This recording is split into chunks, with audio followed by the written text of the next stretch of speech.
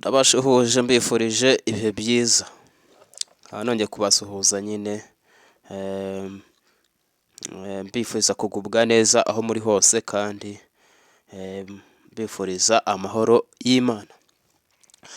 Ndagarutse rero ngo tugume tuganire mu minota itari myinshi cyane, ariko tujye tureba bimwe na bimwe, tujye tusobanukirwa. Nyine gusobanukirwa biba ari nko kwiga cyangwa se kwinjiza ikintu gishyashya utari uzi kikinjira mu byo wari usanzwe ufite. Rero tuje kuganira ku ki? Tuje kuganira ku icyo bita political and military organization of Rwandan Traditional Society. Muri make rero tuje kureba icyo bita twabita nk'icyo bita imiyoborere ndetse n'ibya gisirikare byagaragaraga cyangwa se byakorwaga mu miryango cyangwa mu banyarwanda mbere mu gihe cy'abami. Mu gihe cy'abami uko bayoboraga, uko bakoraga icyo bita imiyoborere ndetse n'igisirikare. Ibyo rero nibyo tuje kurebaho mu minota itari myinshi cyane. Nongera kubifuriza ikaze kuri Afro Media TV. Iyo tuvuze rero icyo bita political cyangwa se political and military organization of Rwandan Traditional Society, tubona ko nyine ari imiyoborere ndetse n'ibijyanye na gisirikare byagaragaraga mu bijyanye n'imiryango y'abanyarwanda cyangwa se mu banyarwanda mu gihe cy'abami. Ahangaha rero habagamo icyo bita administrative structure. Aho ngaho ni uburyo ki nyine ni ukuntu habaga hariho icyo bita imiyoborere. Iyo miyoborere rero turaza ugasanga hariho icyo bita king cyangwa se umwami, aho wasangaga nyine umwami niwe wasangaga ayoboye icyo bita imiyoborere iyo ari yo yose, yaba ari imiyoborere isanzwe yewe n'iya gisirikare cyangwa se ibijyanye n'ibya gisirikare. Umwami niwe yabaga abigize gutabihedeza cyangwa se abiyoboye, nta wundi wabaga uri hejuru yiwe. Uko bigaragara rero muri iki gihe umwami wari uriho icyo gihe mu Rwanda akaba ari umwami waturukaga mu muryango w'Abanyiginya cyangwa se umuryango w'abami w'Abanyiginya. Ngibi bitaga nyine ngo ni ruling dynasty cyangwa se umuryango wavagamo abategetsi cyangwa se abami. Ni ukuvuga ngo umwami niwe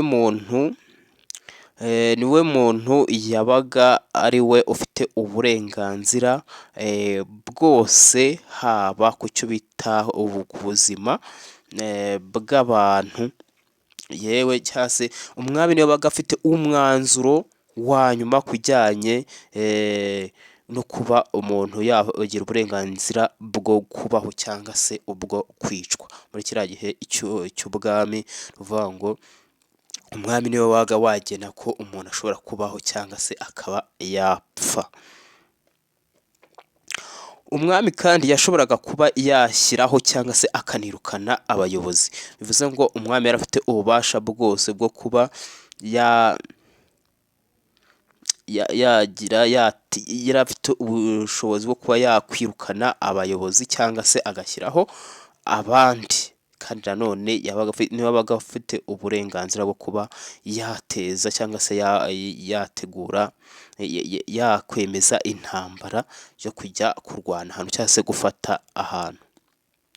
Umwami kandi niwe wabaga wari ushinzwe icyo bita ibya gisirikare cyane cyane, akaba ari nawe wafataga nyine ariwe muntu wagenaga icyo bita amategeko nyine cyangwa se guca urubanza nicyo bita ibijyanye n'amategeko, gutegura amategeko no guca imanza. Ni nabyo wasangaga bishinzwe umwami. Umwami niwe yabaga ari n'umucamanza, byose wasangaga nyine ari we ubikuriye cyane. Umwami rero ntabwo yabaga ari we wenyine kuko hari abamufashaga nyine babaga bamwungirije. Twabonamo nk'uwo bita the Queen Mother. Uyu nguyu akaba nyine ari umugore Sitasi yari nyina w'umwami cyangwa se akaba undi mugore wo ku ruhande ariko nawe akitirirwa nka nyina w'umwami. Uyu yafatwaga nyine nka nyina w'umwami cyangwa se akaba nyine ari uwabaga amwungirije w'umugore atari umugabo. Uyu rero yari ashinzwe iki? Icyo yari ashinzwe hariya mu bwami, uyu niwe muntu yari umujyanama wa mbere w'umwami. Bivuga ngo niwe muntu wa mbere wagombaga kugira inama umwami, nawe twavuga ko yari uwa mbere w'ibanze. Icya kabiri cyo bari uriya Queen cyangwa se umwamikazi, icyo yari ashinzwe nanone icya kabiri cyaje kugenda gutegura ibikorwa by'umwami. Uriya niwe wabaga ushinzwe uvuga ngo arafata umwanzuro w'ibikorwa bigiye gukorwa, ariko bya bindi nyine umwami yagombye gukora ugasanga uriya ibya hafi umwamikazi niwe ubanza kubitegura uko bigomba kugenda. Akaba nanone yari ashinzwe kuba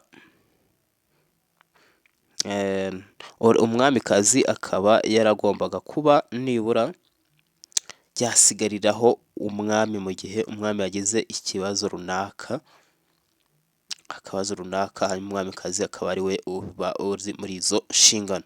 Hari ikindi bita rero custodians of the exoteric code, aba ngaba nabo bita abiru. Noneho abiru bo bari bashinzwe iki? Abiru ikintu cya mbere bari bashinzwe cyangwa se abo bita ba advisors, bari abambere nyine bari abiru. Icya mbere bari bashinzwe ngo bari bashinzwe kugira gute kurinda icyo bita traditional secrets, traditional and secrets. Bari bashinzwe kurinda ibwami ndetse n'amabanga y'ibwami. Niwo mumaro wa mbere w'abariya abiru.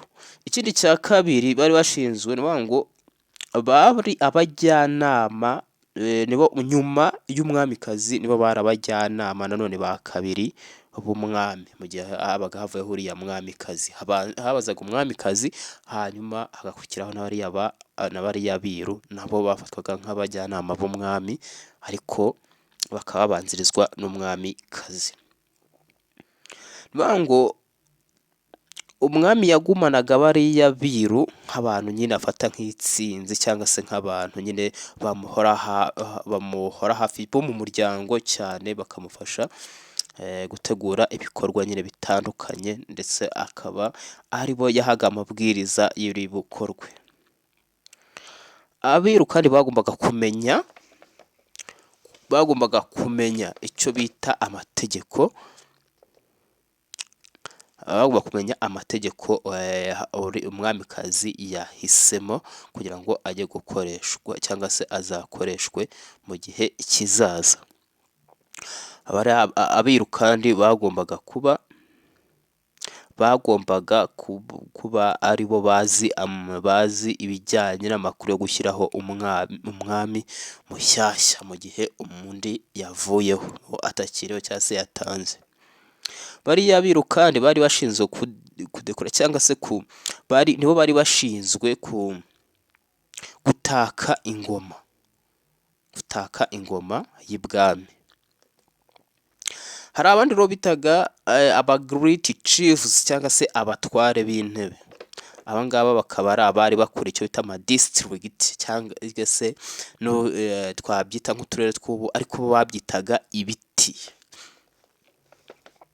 Abatware bo bari bashyirwagaho n'umwami, ndetse bari abatware ubuzima bwabo bwose babumaraga ibwami cyangwa se mu ngoro y'umwami, niho biberaga cyane bakora imirimo yabo bari bashinzwe.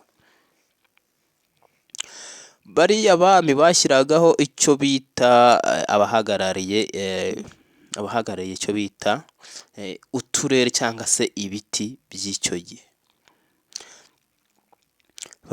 Bariya batware bakaba ari bo banakontorora cyangwa se aribo bagenzuraga ibijyanye n'icyo bita abahinzi ndetse n'aborozi b'inka. nanone abari abatware nibo bagenzuraga icyo bita ubutaka, cyangwa se abami batoya bari bashinzwe iby'ubutaka, ndetse n'abari bashinzwe iby'inka, yewe n'abategekaga ibya gisirikare. Bari abatware nibo wasangaga babagenzura. Bakaba aribo kandi bashyiraga icyo bita imisoro, ibi ngibi ari byo bitaga ikoro, rigomba gutangwa ibwami. Kandi nanone aba batware nibo bagombaga kugira gutanga ubutaka mu gihe babuhereza abatabufite, cyangwa se bagaragaye ko nta butaka bafite. Aba nibo bari bafite ububasha bwo kuba babahereza ubutaka. Twajya ku cyo bita major administrative divisions and their chiefs, cyangwa se ni inzego zo hasi, hasi imiyoborere yo hasi.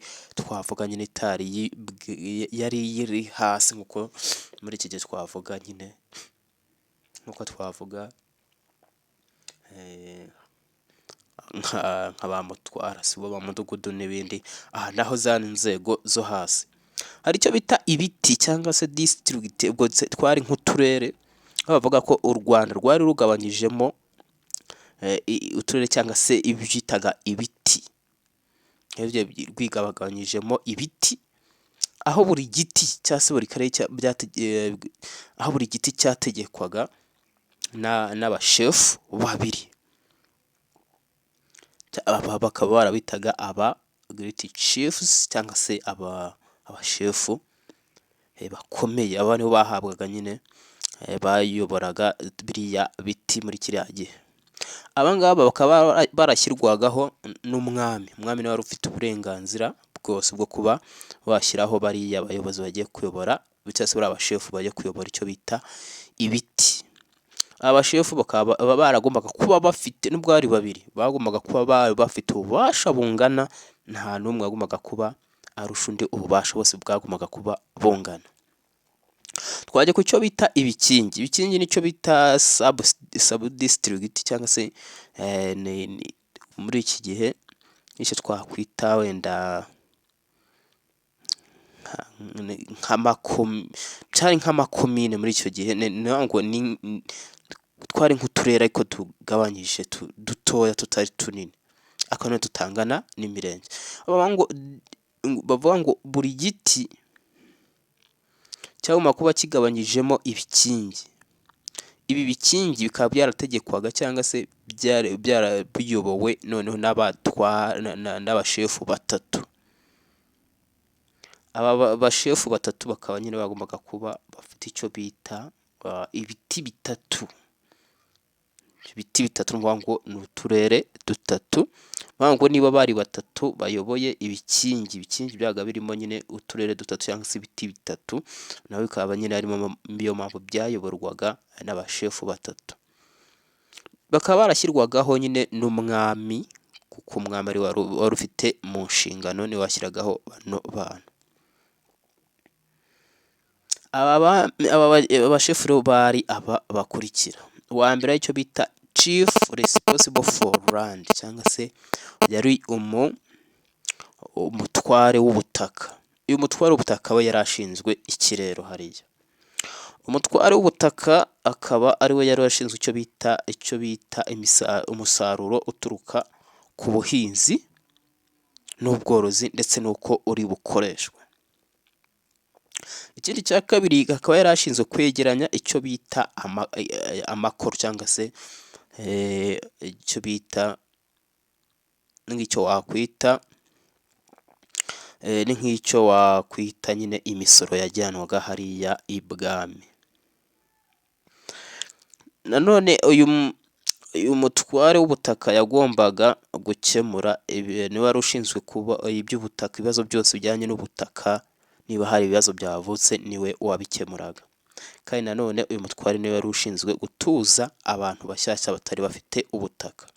Twajya ku wundi mutware, undi mutware kuri icyo bita, hari uwo bita umutware w'umukenke, ariwo bita the chief responsible for cattle. Uyu umutware w'umukenke we uko byumvikana nyine yarashinzwe icyo bita ibijyanye n'ubworozi, akaba yagombaga niwe yari ufite uruhare rwo kuba yagenzura icyo bita inzuri z'ibikingi, ndetse akanegeranya n'icyo bita imisoro yavaga mu borozi b'inka. Akaba nanone yaragombaga kumenya no gukurikirana inzuri zigomba kugira gute, inzuri zigomba gushyirwamo inka bitaga inyambo. Izi nyambo zikaba nyine ari inka zororwaga kugira ngo zijye gukamirwa, aho zigiye gukamirwa abayobozi bakoraga ibwami.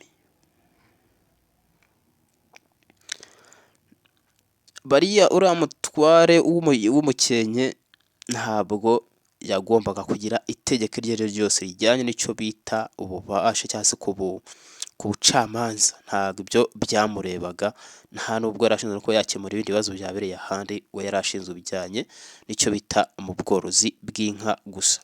Hari uwo bita nanone the chief of army cyangwa se umutware w'ingabo, uyu we yari akomeye cyane, baba ko uyu nguyu yabaga ari nawe mutware ufite umumaro ukomeye cyane ku mwami.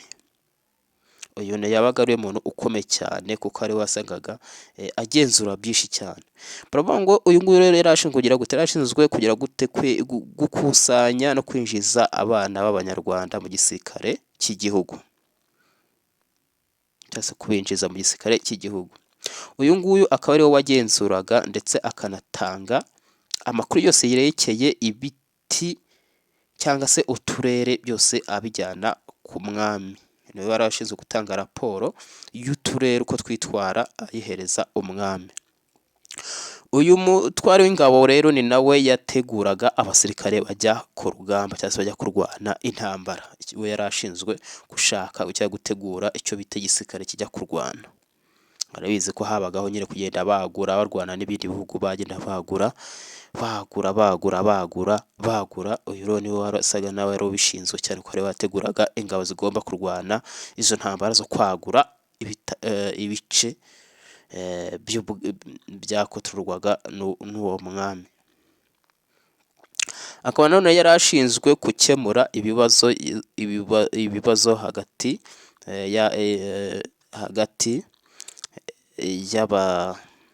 y'aborozi b'inka. Uyu nawe yari ashinzwe kuba yakemura ibibazo byavutse mu borozi b'inka. Akaba nanone yari afite ububasha bwo gukemura nanone amakimbirane yavutse hagati mu bandi bashefu. Bakunzi ba channel yacu, ngira ngo reka tube dusubikiye ahangaha. Niba hari ikintu waba ubyungukiyemo, ngira ngo uko niko byari biteye muri kiriya gihe cy'ubwami, ariko imiyoborere yari iteye. Niba wumvise hari icyo bikwibukije cyangwa se hari icyo wibutse wari waribagiwe, nakumenyesha ko ari ahangaha dusubikiye ikiganiro cyacu, hanyuma nyine ugakanda subscribe ndetse na like niba hari icyo waba ubyungukiyemo. Ngira ngo reka tubasezereho, tuzasubira mu kiganiro cyacu cy'ubutaha. Mukomeze kugira ibihe byiza.